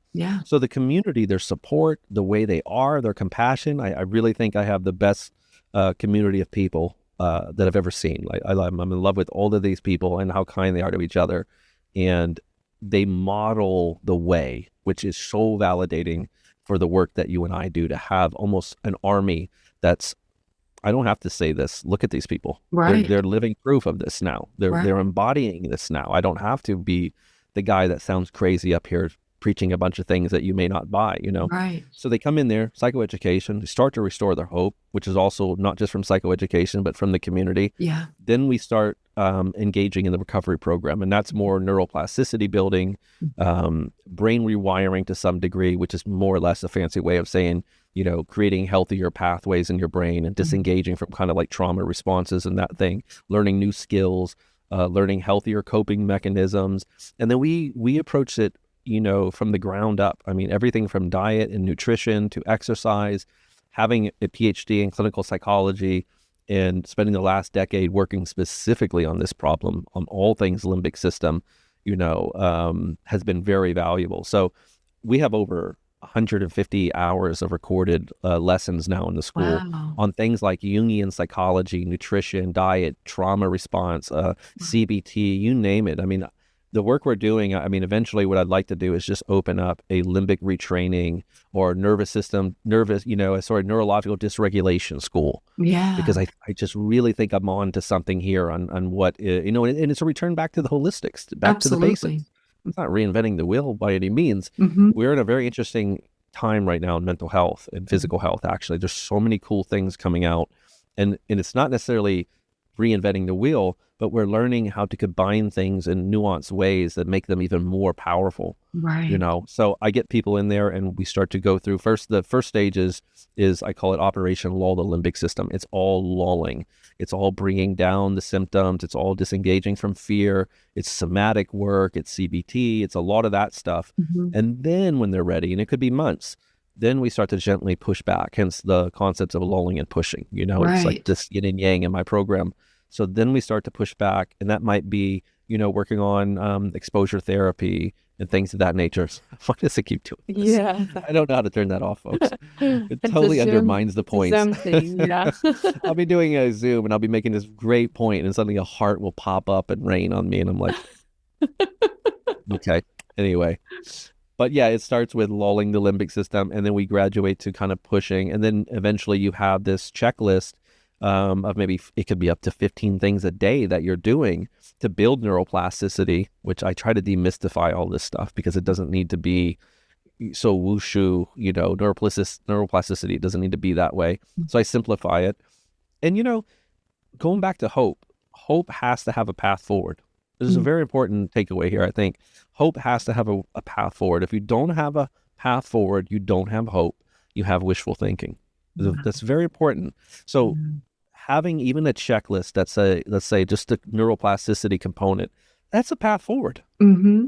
You're tapering, maybe you're already done tapering. I mean, but that is a path forward. And now more than ever, the science emerging on neuroplasticity alone is really shedding new light and reinforcing some of the things that we knew to be true 20 years ago about just the power of neuroplasticity on, talk about regrowing and strengthening neurological processes in the brain, new synapses, better myelination, all of this stuff. It's just making the system run better. And you start to do that alone, things start to improve. Absolutely. Then you start to work on the trauma and the diet and the micronutrition and all these other things, all these other components, and everybody's different, which is why I think it's great to have a one-on-one initially, because with me, you get a consult with a psychologist, essentially. I'm not licensed, so I can't call myself a psychologist, but that's my training. Right. And I can at least get a sense of where you are. And, and maybe you're really battling health anxiety. So that's where I really want to start focusing our work. Yeah. And it's interesting because everyone's like a puzzle. So I have somebody who's been stuck, and I'll ask them, have you talked to coaches? I've talked to 5 different coaches, and I've tried this diet and I've tried all these, and they have health anxiety. And I said, let's work on the health anxiety. Right. Oh, I don't think that's a big deal. Well, let's just see. 30 days later, 60 days later, boom, total windows are popping up again. Like it's just tremendous of what can happen once you align yourself holistically to the big picture and find where the gaps are and then go there. Exactly. So that's sort of the school in a nutshell. I mean, and the other part is it really has grown community-wise. So we have spaces for like our furry friends where you can share your pets. And I think all these like sort of subspaces in the school for community just builds a stronger sense of family in there. I mean, people in there are like, they're practically like family. They love each other. They're supportive in so many ways. Wow. And they know each other, and they know their stories. They know their pets. They know their family. They know their fears. They know their victories. And it is so cool to see that many people. I think of it like a choir, and everyone's in harmony, and they're all singing one healing note. And in that way, it's really, really amazing. We have faith-based. I mean, like yourself, you and I. One of the reasons I love talking to you because we're very aligned, I think, in our perception and our vision of a lot of this, and in our approach to it. And I believe in a mind-body connection. Yeah, it's very important. You can't lose one of those. They all have to be in harmony together. Yeah. And sometimes it is a spiritual component that's missing. Yeah. And sometimes people don't even have a spiritual side to them, or they maybe they're agnostic or atheists, or they've had a bad experience. And I say, look, again, open your mind, because there's a different way to approach this thing. If you've been burned or maybe you just don't believe, surely it doesn't remove the sacredness of life just because you've lost it or you didn't see it, or maybe you were, I don't know. Everyone has a different story for that reason, right? But trying to find a way to get everyone aligned with that mind-body spiritual connection. I think that's been huge, and lots of support, lots of educational content. Sometimes I think there's too much educational content in the school. People will say, I feel overwhelmed. I go, just chip away at it over time, but it's better to have it and not need it than to not have it. Exactly. So, yeah, I think that's great.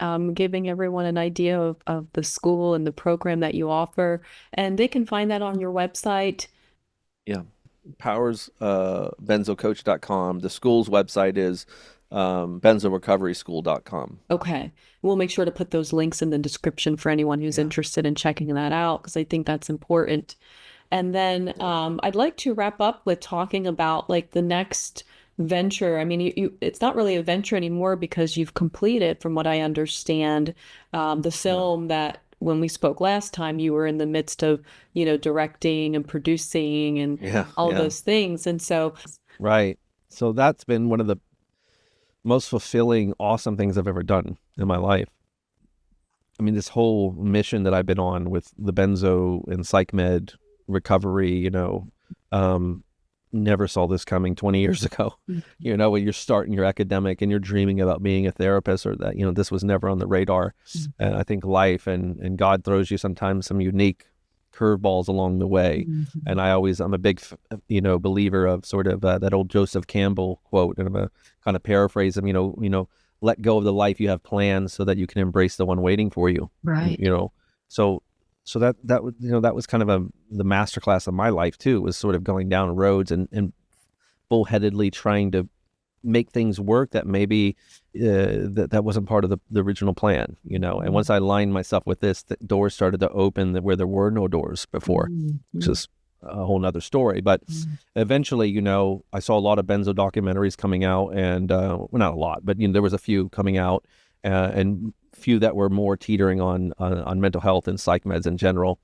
And I said, well, I really want to do a documentary, but then you got to figure out how do you say it differently than what's already been said, or you want to find your opening there. And being involved in indie film, I mean, I was a kid with my mom's old VHS camcorder. This thing was like huge, and you put the big VHSs in it, and we would walk around, me and my brother, and we'd shoot little skits and movies. And I was like, well, we were doing this since we were like 9 years old with this thing. Wow. We'd watch it, and we would get all our friends in the neighborhood involved in making these little movies and skits and stuff. So I was an artist my whole life. I worked for 20 years as a fine artist and had a really good career doing that, and all the way I was studying writing and photography. I was a photography major in college, and was in bands and music. And in a lot of ways, I was a sort of, I saw myself as a neo-Renaissance artist, just someone that was involved in a lot of creative things that I just couldn't pull myself away from. But over the years, my mentors would say, you're jack of all trades, master of none. You should really just find one. Stick to the painting, kid. Stick to the painting, or stick to this. And I said, it just doesn't feel right, though. I mean, if that was, right, then I would, but it didn't feel right. I had this calling within me to want to explore these other mediums. And, they never tell you the end of that quote. Do you know the end of that quote? Jack of all trades, master of none? No, I don't. The end of the quote is, jack of all trades, master of none, still better than a master of one. Oh, wow. Does that not completely change the quote? It does. Right? It completely changes the quote. Still better than a master of one. So they sort of divorced the end part and changed the whole quote to say, as an argument to say, you just need to put all your eggs in one basket. Yeah, like the And niche down, go in one direction. Yeah. And the quote was actually not about that. The quote was saying, no, you're still better off being a jack of all trade than just a master of one. Now, maybe that's more of an financial, there might be a financial argument that's true, that if you're a much better painter than a poet or something, then maybe you'll make more money. But anyway, I say all that because when I found myself wanting to make a film, and I was doing shorts for the last several years and making documentaries and music videos and all this stuff just on the side because I love doing it. Wow. And I found, oh my God, all of these things that I had been doing for the last 20 years were converging into one finally one area that was really unique, and I could utilize them. Being a director, filmmaker, I could pull on my writing knowledge. I can pull on my photography knowledge, or my artistic knowledge, or my editing knowledge, or all of these things were converging into one point finally. And it was like, I just wanted to thank God at that point. I was like, oh, I didn't waste my life, because I thought jack of all trade, master of none. Maybe I did it wrong. But no, I think to be a really strong filmmaker, you really need that. In a lot of ways, in a way that calls back to the greats of the old. I mean, nowadays films are kind of made in a box a lot of times, and you get somebody, like a director or a filmmaker, and they just kind of yell action and cut. That's it. They don't, they have a cinematographer, he does the cinema, and you have a writer and he does the writing, and the gaffer does the lighting, and And so I think you see a quality lost in all that, in art, and a kind of an artistic edge lost. And I think that's why, with risk of not going down another rabbit hole here, and film and a bigger statement of art today, I think some of that's been lost because we've gotten away from that sort of Renaissance mentality that we used to see, Yeah. But anyway, I thought to myself, I don't know what it's like to be in Vietnam, but when I watch a movie like, say, Full Metal Jacket or something, I kind of feel like I get a sense of it. And I find myself relating to these protagonists in the situation in a whole other way that's transformative. That to me is more powerful in a lot of ways than a documentary could be. Yeah. Because I feel like I'm living it. I'm emotionally invested. And it's just, film is a different vehicle, I think. And I think documentaries are great, and they're at least as equally as powerful, but we had them. So I wanted to do a film. I wanted to do something that validated people going through this experience, obviously very, very important. B, I wanted to shed light for others of what was going on in this, I wanted to create a film that somebody could watch. Not so much it was for people going through this as it was for their friends and families. I wanted them to be able to sit down and say, watch this movie with me. And I wanted somebody, hopefully, that was sitting with them that didn't understand it at the end to go, wow, I feel almost guilty for the way I've been treating you. Or I didn't know that. I didn't look at it this way. I thought, and so I thought that that was my way of trying to make a change in something, Right. And so we started off doing a 15, 20-minute version of the film. And the very first day, we had such a great shoot with everyone, and it was just like lightning in a bottle, Everyone was so emotionally invested into this thing in a way. It wasn't just a gig for anyone.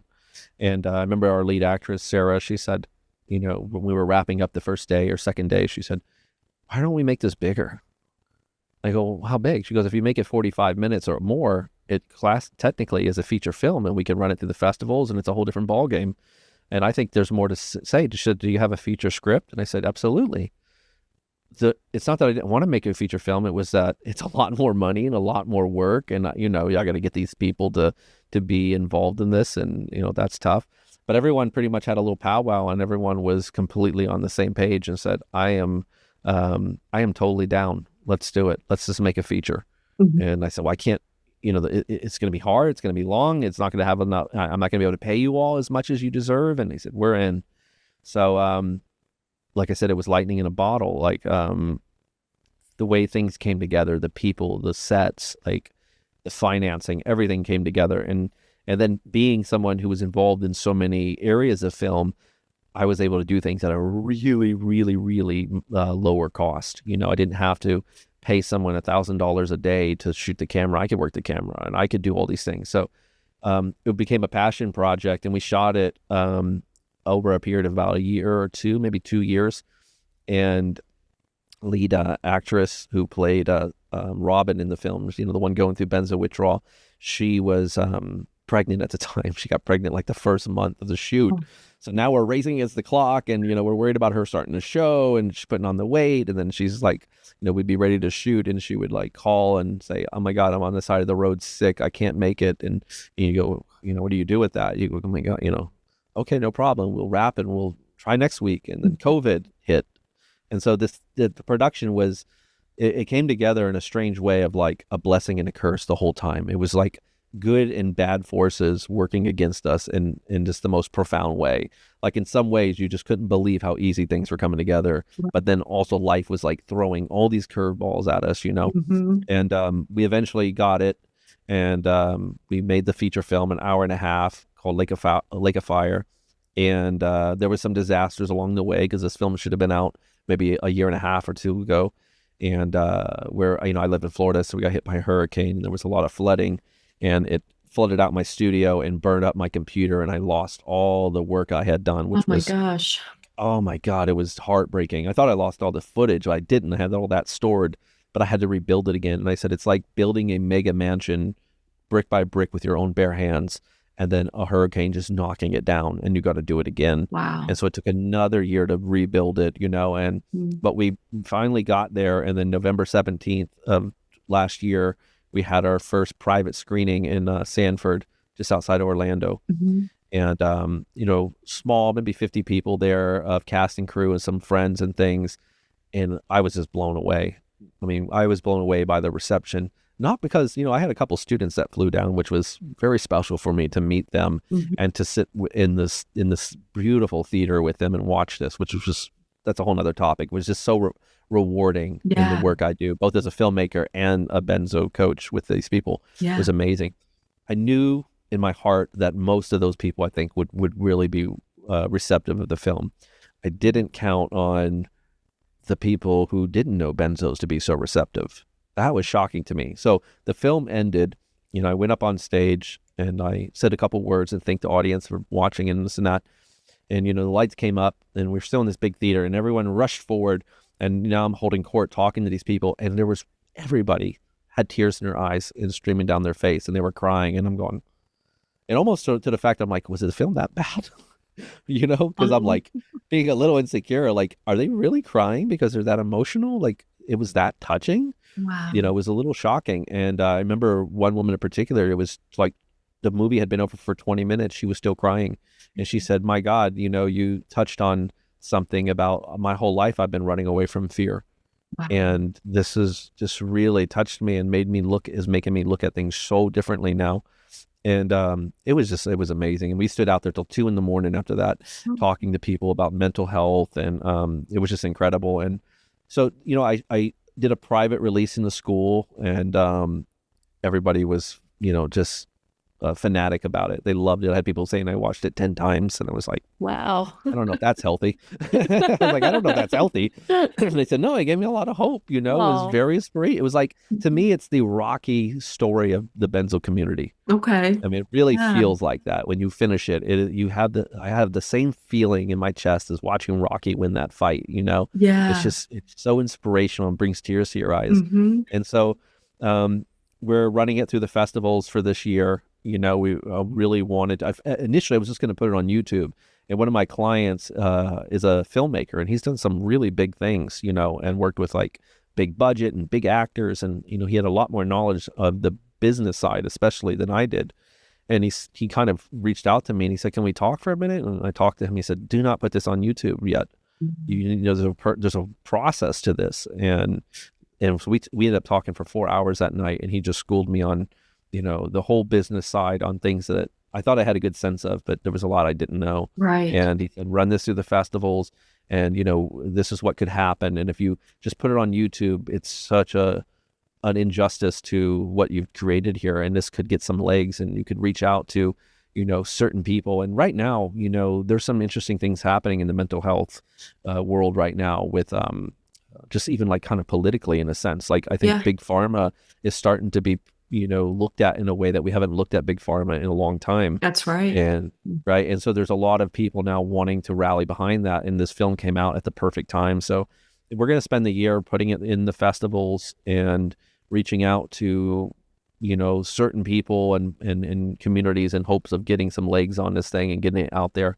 I met with Jordan Peterson back in April, I think. Had a good conversation with him, got his contact, got aligned with his assistant and his management, and he told me when the film was done to send it to him. We've got people that know RFK Jr., who is another person that's sort of going after Big Pharma. Yeah. And so we are gonna go full force, try to get it out there as much as possible, and then it'll be available to everybody probably after summer or early fall. I hate to make everyone wait because I'm so itching to get it out there. Right. But I want to give it a real good shot because we want to put it on Amazon and Hulu and get it on those places and get real distribution, Yeah. It's not about making money. It's just about, reaching the audience, Exactly. So that's what's important right now. So, and it's called, I have held, it's called Lake of Fire. Lake of Fire. Yeah. Yeah. Yeah. Which is kind of biblical too. Yeah. Right? Yeah, absolutely. And you know what I can do if you're ever interested? I could send you a private link so you can view it. I just can't let it out right now because the festivals, if it gets out publicly, you can't be entered. So that's very important. I got to keep it kind of hidden right now. Of course. I did put it in my school, and immediately people were sharing it outside of the school, and I had to pull it down very quickly because it got like 500 views in like hours, and I was like, whoa. Right. This could hurt us, so I had to pull it back down. But But I can't wait to share it. I really think it's the right balance of things. It's Hmm. not too dark. There's a lot of hope in it.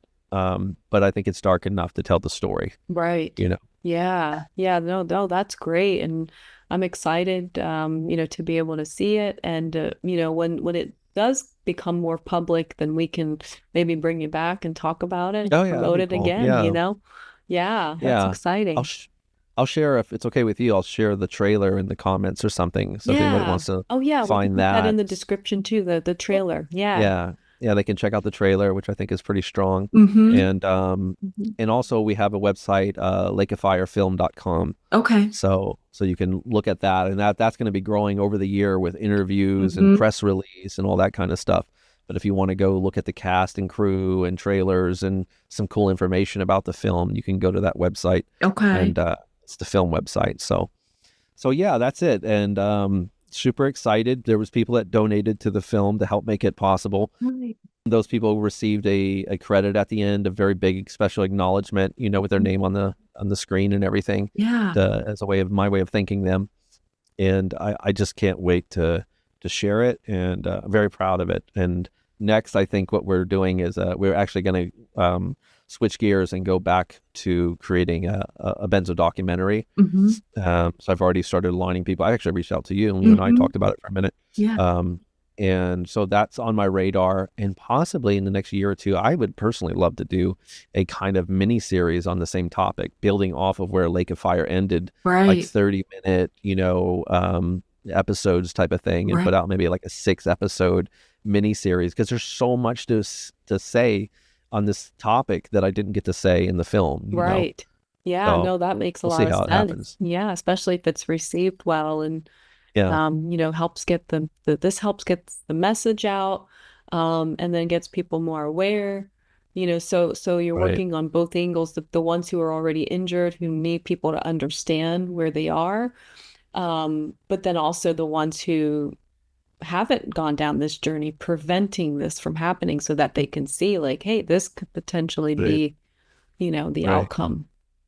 Yeah, and in a way, it's a masterclass on everything we've been talking about today. Yeah. The film really, because there was no fire extinguishers and there was no miracle cure, and Yeah. so in a way, the character went through all of these phases, and then went through, underwent a lot of the things that we were talking about. I mean, Mhm. one thing I did in the film was sort of also show some of the uglier sides of the community, or some of the faulty beliefs and things of that nature, to kind of shed light on some of that, Yeah. and try to show, give it at least a hint to what recovery could look like, and Mhm. what that encompasses, but to make it very real. I mean, at the end of the day, it's a story that I think, it's really about a woman whose mother dies, and she's dealing with profound grief, and she gets on a benzo, and after like a year or two, it stops working, and she loses everything and has to come back home.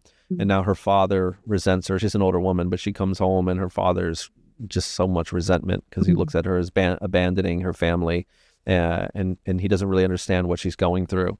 So it's interesting, when I had certain people I showed the film to, the first 30 minutes, they were kind of on the side of the father, and they kind of thought the protagonist was like, she just needs to man up. She needs to stop being a baby. She needs to walk it out. All the same gaslighting stuff that so many people Right. hear. And after about 30 minutes, you could see this like, ooh, uncomfortability setting in, and like, Mhm. oh. So I kind of, with my little sleight of hand trick, I like, yeah, Right. come on in. I want to disarm them, Right. pull them in. Sure, relate to the dad. Yeah, he's right. And by the end of it, they're like, I'm sorry. I Right. was that guy, wasn't I? Yeah, you kind of were, and now you have a new sense of compassion and understanding to why the person you love can't eat certain foods or can't do certain things, and why they are the way they are. Mhm. And also you have a sense of maybe how you can help them, which a lot of family are not bad. They want to help their family Mhm. that's going through this. They just don't know how, you Right. know? So yeah, it checked a lot of boxes in that regard. But if you let me know if you're interested, I can definitely send you a private link or something, and you could check it out sometime. Sure. Yeah. Thank you. I will make sure to put the links in the description for the film, so people can know more about it, and the trailer. Yeah. So that way, if you're interested in looking at that and getting ready for the film debut, go ahead and check that out. So I Yeah. want to say thank you so much for being here and sharing, so much knowledge with us, with your book and your story and this film. I think that this is what our community needs. This is what the psych med withdrawal community needs, is a roadmap to understand where they are and this path and journey to healing. And so Mm. I think that you've laid it out very well. And I hope Yeah. that people will go ahead and get the book. I'll make sure to link the book in the description as well, because I think there's a lot to gain here as far Right. as stripping away a lot of the beliefs, I guess, Hmm. that you have and the misconceptions that are out there. This book will Right. help you to strip away at that, but also understand where you are and why you're there, which Right. is the, kind of the beginning steps of healing. So, Absolutely. Thank you so much for allowing me this platform to share all this and to promote these things. So I can't thank you enough for that. You're awesome support, and I really really appreciate it, of Giselle. course, you're welcome. It's my honor to have you here, and I feel privileged to Yeah. be able to help you here in this way. So I thank everyone out there for watching and taking the time to learn more about benzodiazepine injury and recovery. And like I said, if you're interested in learning more about Dr. Coach David Powers, there's a link in the description. Also, link to the book and to the film preview. And trailer. So I thank you guys all for being here, and I hope to see you guys next time in the next video. Take care.